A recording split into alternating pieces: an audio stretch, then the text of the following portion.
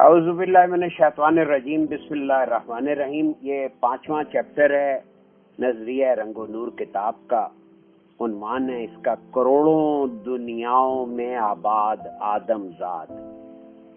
जरा गौर करें, टाइटल ही क्या फैसिनेटिंग है कि करोड़ों दुनियाएं हैं। पहली इत्तला। दूसरी इत्तला ये कि उसमें आदमजाद आबाद हैं, यानी आदम का जो बसना है वो एक दुनिया में नहीं है। इसको इतना महदूद ना समझें, ये करोड़ों दुनियाओं में आबाद है। अब ये बात यहां से इसको समझें कि देखें, हर इंसान के अंदर बैक वक्त दो दुनियाएं आबाद हैं, या यूं कह लें कि हर आदमी बैक वक्त दो दुनियाओं का बासी है। अब वो दुनियाएं देखें, शऊरी दुनिया है, दूसरा लाशऊरी दुनिया। ये शऊरी दुनिया जो है ये महदूद है, जबकि लाशऊरी दुनिया लामहदूद है। अब ये जो लामहदूद दुनिया है, यानी ये जो हमारी लाशऊरी दुनिया है, आगे उसके अंदर फिर लाखों कहकशाएं, फिर हर कहकशां में करोड़ों दुनियाएं आबाद हैं। तो बातनी अलूम से आरास्ता माहिरीन जो हैं वो अपना मुशाहिदा बयान करते हैं, यानी उन चीज को इस बात का शहूद हासिल हो जाता है कि वो जान लेते हैं, उनको नजर आ जाता है। असल में मुशाहिदा नजर से हटकर है। मुशाहिदे के लफ्ज को जरा समझ लें। हम लोग अपनी हर देखी हुई चीज को मुशाहिदा कहते हैं। असल में जो चीज नजर आती है फिर उसकी समझ भी आ जाए, तब जाके वो मुशाहिदा मुकम्मल होता है। ये जो जुमला है कि जी मानवीयत और फिरासत कायनात की रगे जां हैं और ये हमारी भी रगे जां, ये जुमला आपने पढ़ा है, हजूर मुर्शिद करीम का भी है और हजूर कलंदर बाबा औलिया का भी है। इसका मतलब क्या है? इसका मतलब बड़ा सामने का ये है कि भाई हर लफ्ज, हर चीज में हर लफ्ज भी आ गया और हर लफ्ज में हर चीज भी आ गई। ठीक है, उसके कोई मीनिंग होते हैं, कोई माने होते हैं, कोई मफहूम होता है।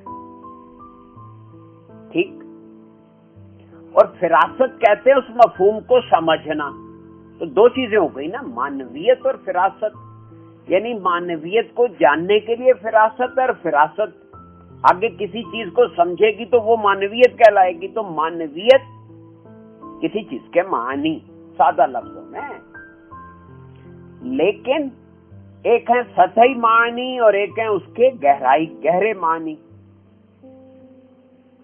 तो जितनी आपकी फिरासत यानी फहम की रसाई, ये घोड़े को कहते हैं शायद फर्श, मुझे अब एग्जैक्टली याद नहीं है, जरा चेक कर लीजिएगा। तो ये फर्श किसे कहते हैं? तो ये रसाई के लिए है, किसी चीज तक आपकी समझ की रसाई। तो जब हम मुशाहिदे का लफ्ज बोलते हैं तो हम समझते हैं उनको ऐसे दिख रहा है जैसे आप टीवी की स्क्रीन पे देख रहे हैं। मेरा कहना यह है कि मुशाहिदा सिर्फ देखना नहीं है, बल्कि बात की साथ में फहम का होना भी जरूरी है। तो वो अपना मुशाहिदा बताते हैं, यानी जिस चीज को वो समझे हैं कि हर दुनिया में ये आदमजाद बिरादरी मौजूद है। जमानियत की दर्जा बंदी की वजह से उस इंसानी बिरादरी के खदो खाल में तो कोई तब्दीली वाकया नहीं होती, अलबत्ता तख्लीकी फार्मूलों में कुछ थोड़ा बहुत फर्क होता है। मसलन किसी दुनिया की मखलूक शिफाफ यानी ट्रांसपेरेंट है, तो किसी दुनिया की मखलूक सुनहरी है, तो किसी दुनिया की मखलूक मरकरी है। कहीं सब्ज रंग गालिब है, कहीं पीला रंग गालिब है। यानी इसकी मिसाल सुन लें, चलें आ रही है आगे।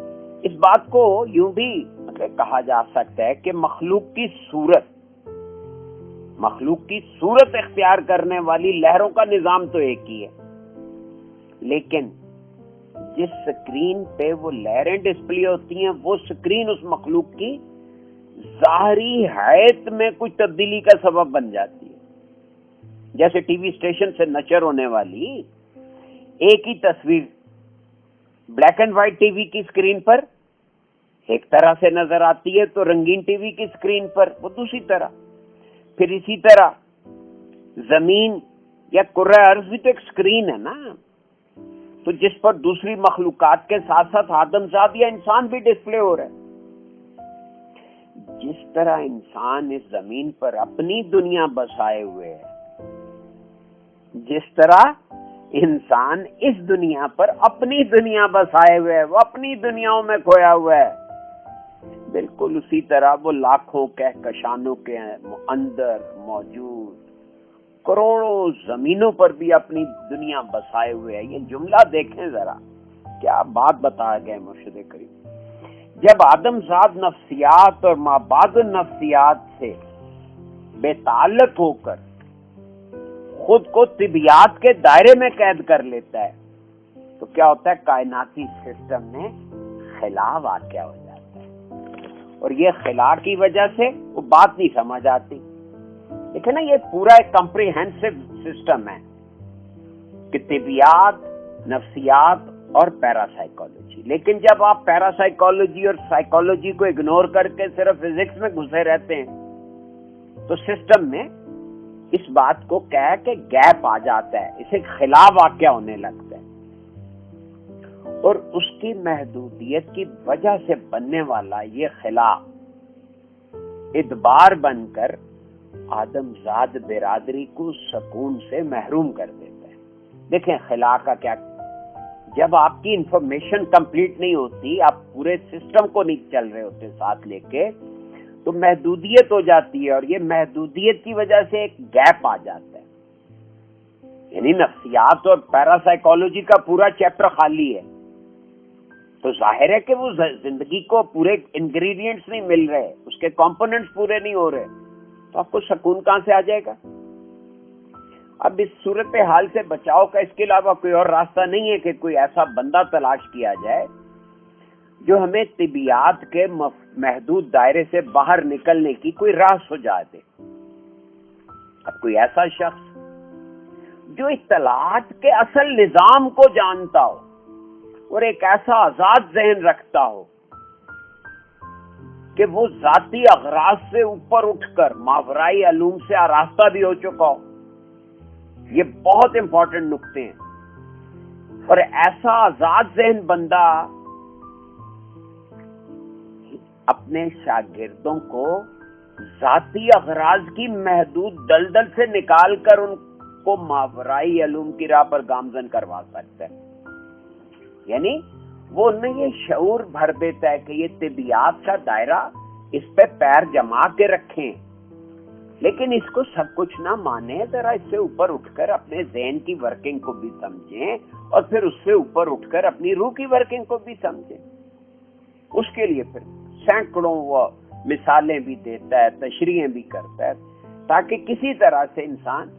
اب یہ دیکھیں نا، یہاں لوگ آتے ہیں تو روحانیت اس لیے سیکھنا چاہتے ہیں کہ جی مجھے یہ دولت مل جائے، تو مجھے جاب مل جائے، تو میرا نام ہو جائے، تو مجھے شہرت حاصل ہو جائے. یہ ساری باتیں ذاتی اغراض و مقاصد ہے، اور ان کی دھند سے نکلنا ہے. یہ غلط نہیں ہے، ٹھیک ہے، یہ خواہش ہوتی ہے، ہر بچے کی ہوتی ہے کہ آئی بی ریکگنائزڈ، لیکن ریکگنیشن حاصل کرنے کے لیے دھاندلی کرنے کی تو اجازت نہیں ہے نا جی. اب ہر پودا جو ہے وہ گرو کرتا ہے تاکہ اس پودے کو اکنالج کیا جائے، وہ اپنا کام کر رہا ہے، لیکن جب کوئی اس کو مطلب کوئی شاہد مل جاتا ہے، کوئی مشاہدہ کرنے والا مل جاتا ہے، تو اس کو اپریشیٹ کرتا ہے. پھر جیسے جیسے مطلب کوئی بندہ ان باتوں کا شعور حاصل کرتا ہے اور اس راستے پہ آگے قدم بڑھاتا ہے، تو کیا ہوتا ہے؟ اس کو ایک آزاد طرز فکر ہو. اب یہ آزاد طرز فکر سے مراد ہم کیا لیتے ہیں؟ آزاد طرز فکر سے مراد یہ ہے کہ عقیدے، عقائد اور عقیدتیں، روایات اور تعصبات سے ذہن آزاد ہو جائے. غور کریں کیا لفظ بولے میں نے، کہ عقیدت، عقائد، روایات اور تعصبات، یہ چیزیں جو ہیں یہ ہمارے ویژن کو مار کر دیتی ہیں، روک دیتی ہیں، اس کے آگے धुंध बन के छाई रहती हैं। ये 4 चीजें। पहली मैंने क्या कही? अकायद।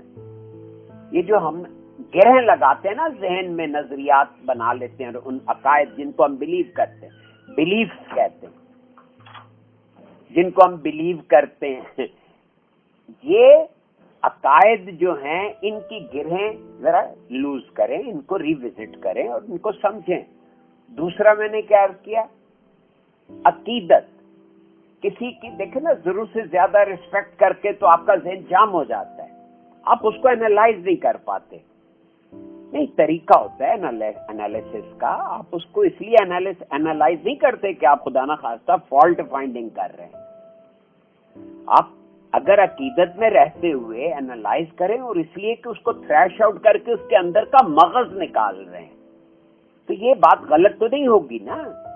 लेकिन आप महज फॉल्ट फाइंडिंग के लिए एनालाइज करें तो that will be strictly wrong. तो दूसरा है रिवायात, कि वो जी किसी ने ये बता दिया, तो किसी ने ये बता दिया, तो किसी ने वो बता दिया। तो ये जो किसी का बताया हुआ है, ये सब रिवायात हैं, कहानियां हैं, किस्से हैं, इनसे भी हटना है। और चौथी बात मैंने जो अर्ज की कि तासुबात। अब देखे ना, हर कौम अपनी कौम के हवाले से मुतासिब होती है। अरबों को तासुब है कि हम अरब हैं, वो दूसरों को इस बात पे हकीर जानते हैं। अंग्रेज दूसरों को इसलिए हकीर जानते हैं कि उनकी खाल सफेद नहीं है। गौर करें, जब ये बर्बर ने मतलब दुनिया पे हुक्मरानी की, तो उनके नजदीक काला होना जो था वो सुप्रीम था। अब इसी तरह ये जो अब हमारे कबाइल में देख लें, यहाँ छोटे छोटे लेवल पे ये चौधरी है, तो ये जाट है, तो ये पठान हैं, तो ये खान साहब हैं, तो ये राजपूत हैं, तो ये सारे तासुबात हैं। तो इनसे निकलेंगे तो ज़हन आजाद होगा। तो ये आजाद तर्ज फिक्र का हसूल जब हो जाता है, जब आदमी को अल्लाह करम करता है और वो खुद कोशिश करता है आजाद तर्ज फिक्र को हासिल करने की, तो फिर यह होता है कि वो शऊरी दुनिया में रहते हुए लाशऊरी दुनिया में दाखिल हो सकता है। अब लाशऊरी दुनिया में दाखिल होने के बाद बंदे के ऊपर कायनाती निजाम अपनी असल सूरत में वाज़े होता चला जाता है। असल सूरत में वो हमारे बने हुए विजन्स की मुताबिक नहीं होता। फिर उस सतह पे जाकर जब आपको असल सिस्टम समझ आ जाता है, तो आप वसाइल की मोहताजी खत्म होने लगती है, क्योंकि वो खालिक के राजों का अमीन बन जाता है। उसको पता चल जाता है कि भाई अल्लाह तबारक व तआला ने मुझे पैदा किया है और वो मुझे जिंदा रखना चाहेगा तो वसाइल फराहम करेगा, वरना मुझे क्या जरूरत पड़ी है जिंदा रह के तो परेशान होने की। तो जब ये जहन बन जाता है तो वो बंदा शांत होना शुरू हो जाता है। अब जाहिर है कि किसी भी इल्म को सीखने के लिए हमें किसी ऐसे उस्ताद की जरूरत होती है जो न सिर्फ उस इल्म से कमा हक्का वाकिफ हो, यानी उसे खुद भी जानता हो, बल्कि उसे दूसरों तक पहुंचाने और उसको सिखाने पर आमादा भी हो, और उसको हुनर भी आता हो कि कैसे बात को दूसरों तक मुंतकिल करना है। अब कोई मुसव्विर है, वो अपने शागिर्दों की रहनुमाई ना करे तो शागिर्द मुसव्विरी के फन में ताक नहीं हो सकता।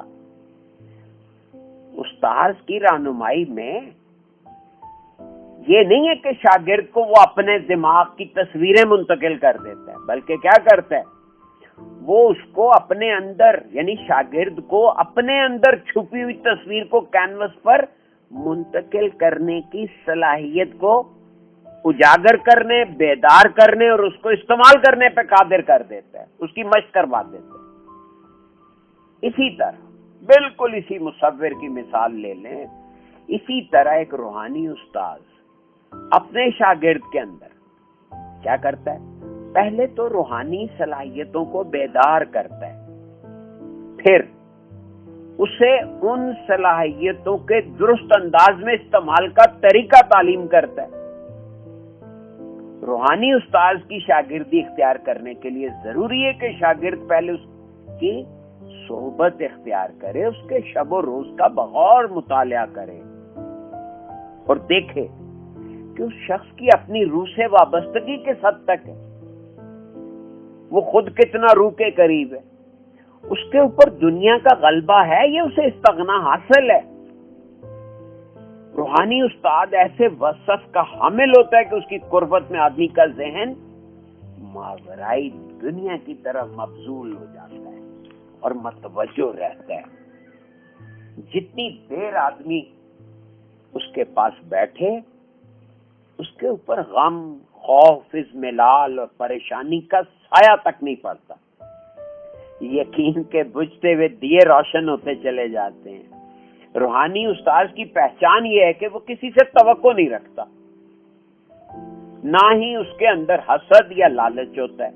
غور کریں، توقع نہیں، حسد نہیں، لالچ نہیں۔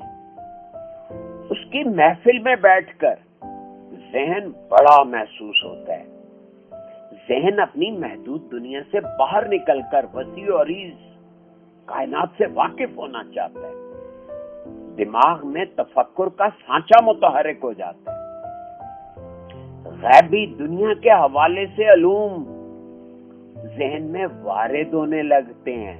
بظاہر وہ سن کچھ نہیں رہا ہوتا، لیکن خیالات آ رہے ہوتے ہیں، نت نئی باتیں سمجھ میں آ رہی ہوتی ہیں۔ یہ جو ماورائی اور غیبی دنیا ہے یا روح اور روحانی صلاحیتوں کی بات ہوتی ہے، اب ان کے حوالے سے جو ہمارے ذہنوں میں تصورات بیٹھے ہوئے ہیں، جو معاشرے نے بٹھا دیے، اب ان کی اصلاح ظاہر ہے کوئی روحانی استاد ہی کر سکتا ہے۔ اب غلط تصورات کی درستی کے بعد انسان اپنی خفتہ صلاحیتوں کو بیدار کرنے، ان سے درست انداز میں کام لینے کے قابل ہو سکتا ہے۔ کوئی روحانی بندہ یہ بات بتا سکتا ہے کہ انسان کے اندر یہ جو دن اور رات میں جو تقاضے کام کرتے ہیں وہ کیا ہیں؟ اب وہ بتاتے ہیں کہ ان کی تعداد لگ بھگ 11,500 ہے۔ اب ان تقاضوں کے نتیجے میں پیدا ہونے والی ہر کیفیت پہ کوئی اسم غالب ہوتا ہے۔ ظاہر ہے آپ ہر کیفیت کا کوئی نام رکھیں گے نا، تو کوئی اسم غالب ہوتا ہے۔ اب یہ پتہ نہیں کیا ہم سمجھتے ہیں کہ اسم غالب ہوتا ہے تو اس کے اوپر کیا کوئی گھوڑا ہے جس کے اوپر کوئی چڑھ کے کاٹھی ڈال کے بیٹھا ہوا ہے؟ نہیں، وہ جو کیفیت ہے اس کا ایک نام ہے۔ اب اسم کے غلبے سے کیفیت بنتی ہے اور کیفیت تقاضے کو ابھارتی ہے۔ تقاضے کو محسوس کرنے کے لیے حواس کا کام کرنا ضروری ہے۔ تو یہ ساری چیزیں اس طرح سے آپس میں انٹر لنکڈ ہیں۔ کیا کہ کیفیت کا ظاہر ہے کوئی نام ہے، اگر آپ کسی نام کو پکارتے ہیں تو کیفیت سامنے آ جاتی ہے۔ اب کیفیات جو ہیں یہ کیا ہوتی ہیں؟ یہ تقاضوں کو ابھارتی ہیں، اور تقاضے جب تک آپ اپنے سینسز سے کام نہیں لیں گے، آپ ان کو نہ سمجھ سکتے ہیں نہ پورا کر سکتے ہیں۔ تو اس لیے فرمایا کہ ہر ذی روح کے اندر 2 طرح کے حواس کام کرتے ہیں، 2 طرح کے حواس۔ ایک وہ حواس جو بندے کو غیب کے قریب کرتے ہیں۔ اب غیب کا مطلب خدا نہ خواستہ ہم نے چونکہ وہ سنا ہوا ہے کہ جی غیب کا علم تو صرف خدا کو ہے، تو بھائی اللہ رب کریم خود ارشاد فرما رہا ہے یؤمنون بالغیب، کہ وہ ہر چیز کو مانتے ہیں کہ اس کا غیب اس کے ساتھ لگا ہوا ہے، لیکن وہ بالغیب کا ترجمہ پتہ نہیں کیا کر دیا کہ غیب کو جانتے ہیں۔ بھائی بل میں نے ساتھ غیب کے۔ تو اسی طرح وہ بندے جو وہ حواس جو بندے کو غیب سے قریب کر دیتے ہیں، یعنی کہ اب دیکھیں نا، آپ درخت کو دیکھتے ہیں، کبھی آپ نے سوچا اس کی جڑیں کیا ہیں؟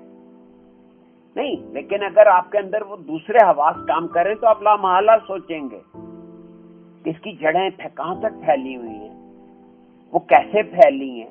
تو گویا آپ کیا سوچ رہے ہیں؟ یہ چیز سامنے تو نہیں ہے، تو آپ تو غیب کا سوچ رہے ہیں۔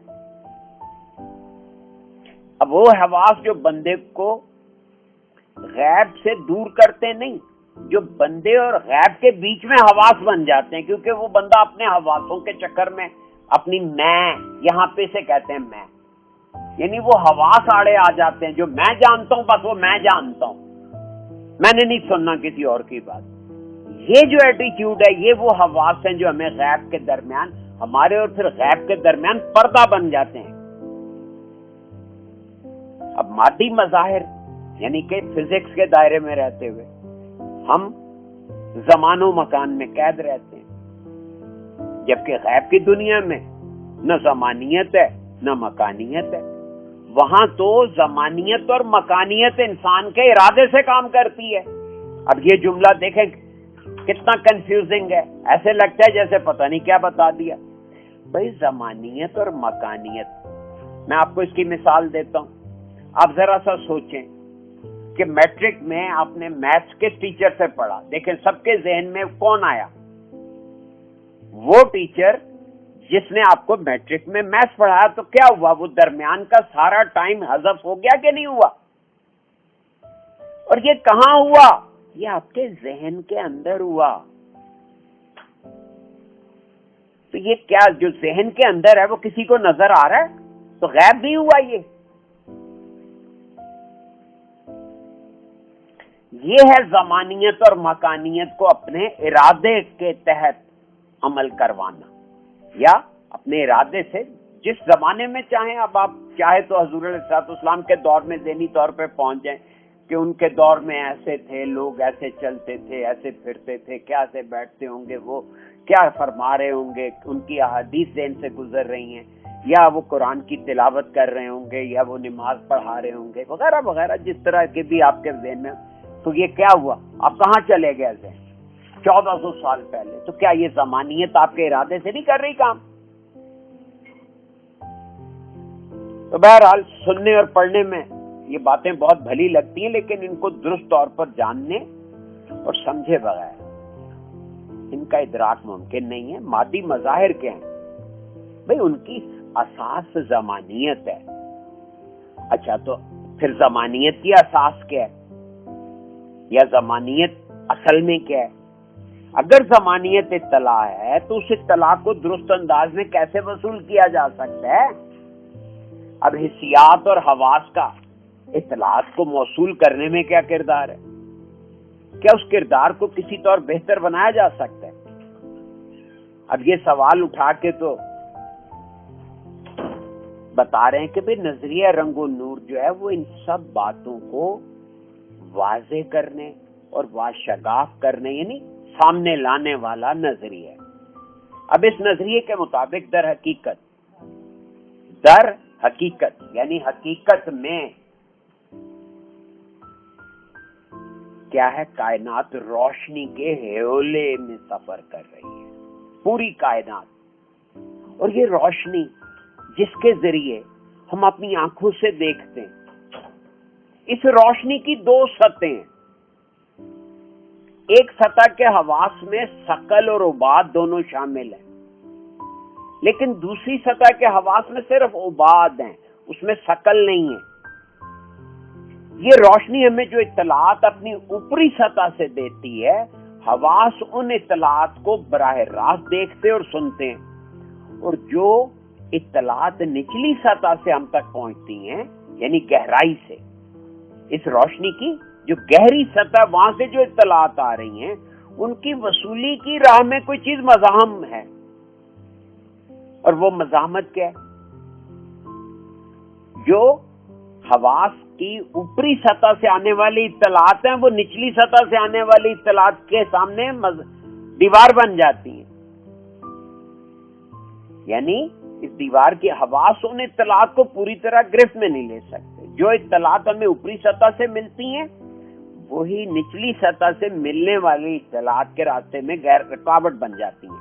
अब इसकी मिसाल भी सुन लीजिए। मिसाल ये है कि जब आप एक बात को सतही तौर पे समझते हैं, सामने देखते हैं तो एक चीज नजर आ रही है, आपने जो समझा, अब उसकी गहराई से आने वाली इत्तलात जो है वो रुकावट क्या चीज बन रही है? वो जो सामने चीज नजर आ रही है, आप कहते हैं नहीं मैं तो इसी को मानूंगा। ठीक हो क्या? गोया एक तरह की दीवार खड़ी हो जाती है, और ये दीवार इतनी सख्त होती है कि हमारे हवास कोशिश के बावजूद उसे पार नहीं कर सकते। ये हजूर कलंदर बाबा औलिया ने फरमाया कि ऊपरी सतह की इत्तलात दो किस्म की होती है।